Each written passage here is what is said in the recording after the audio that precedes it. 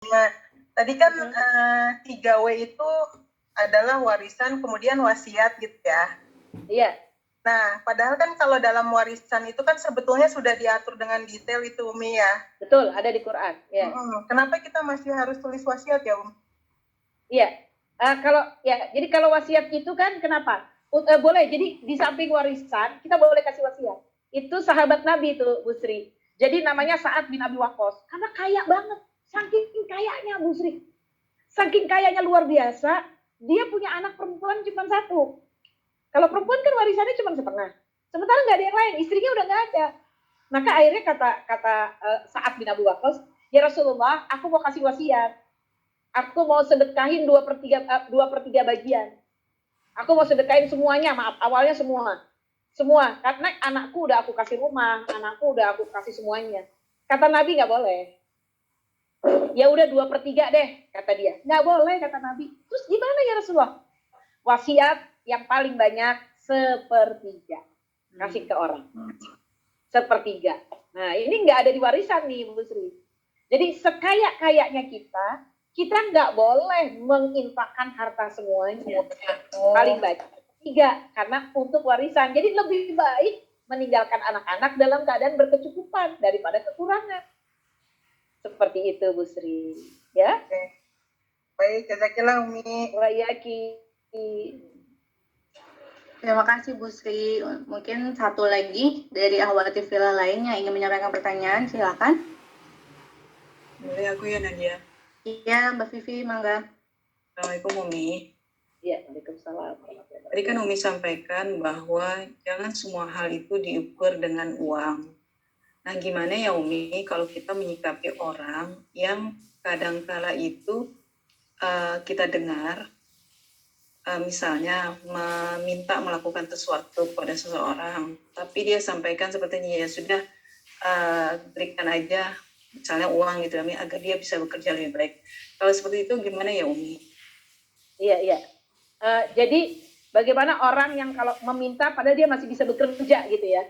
Dan Umi, gimana? Jadi kita menyuruh seseorang, misalnya meminta tolong seseorang. Iya. Tapi kita dengar dia ngucapinnya, ya udah dikasih uang aja deh biar dia bisa cepat mengerjakannya dengan baik gitu loh. Padahal kan Umi bilang tadi tidak semua hal itu bisa diukur dengan uang. Betul. Nah, orang yang kayak begini, lihat aja.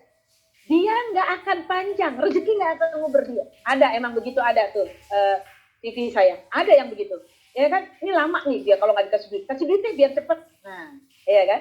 Nah, kita niatkan, kalau kita niatkannya gini, kita sedekah. Gitu, kita niatnya sedekah. Ini enggak, mungkin dia kerjaannya berat tapi kurang uangnya.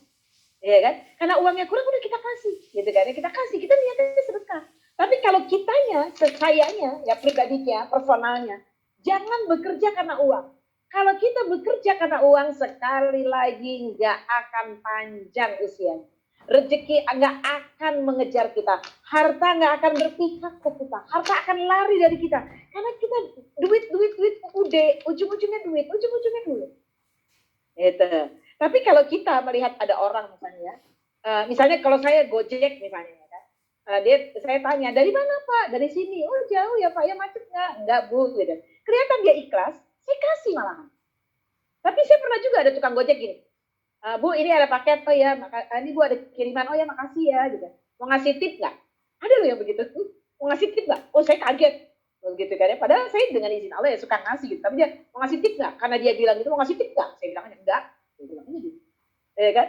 Dan nggak semua orang suka. Tapi kalau orang itu baik, pasti kita akan malah ingin memberi. Betul tidak ya?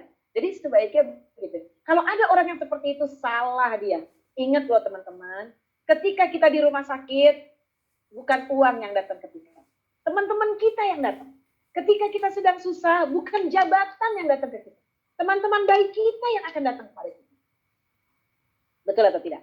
Ketika kita dikubur, bukan kantor kita yang datang, bukan tabungan kita, bukan deposito kita yang datang. Tapi yang datang adalah teman-teman kita yang pernah kita cintai karena Allah.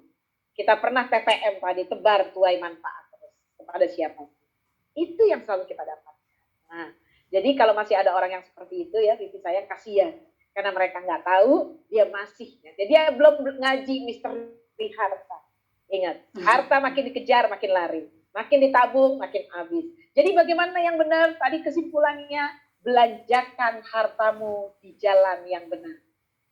Nah, supaya kamu dikejar-kejar harta, belanjakan hartamu di jalan yang benar. Jangan lupa sebelum dipakai, zakat. Kemudian keperluan-keperluan yang lain. Sedekah. Selalu diniatkan karena Allah Subhanahu wa Ta'ala, maka harta akan mengejar kita, insya Allah. Gitu. Amin. Amin ya Allah Rabbal Alamin. Terima kasih ya Umi. Jadi dari kajian hari ini tuh kita jadi termotivasi untuk jadi semakin solehah ya Umi. Karena yang seperti Umi sampaikan, harta di tangan yang soleh itu jadi lebih berkah. Ya. Jadi untuk Ahwati Villa yang ada di sini, oh ya Umi, di sini juga ada Ketua Kim yang baru, Ibu Diatini Susiawati Umi. Beliau Group Head Policy and Procedure. Assalamualaikum Bu Diatini. Ya, assalamualaikum Bunda.